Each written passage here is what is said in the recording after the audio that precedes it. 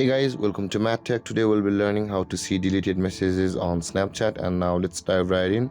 Now to see deleted messages on Snapchat, first open up your Snapchat app and make sure to be logged into your Snapchat account over here. And on this interface guys, at the top left corner of the screen you can see your Bitmoji icon or your Snapchat profile picture. Tap on over there, and from this interface again tap on the settings at the top right corner of the screen. And on this interface guys, you'll be required to scroll down to the bottom of the list where you'll be able to see the My Data option guys. So in order to proceed to see your deleted messages on Snapchat guys, you'll be required to download your chat history of the period through which you want to see the deleted messages of.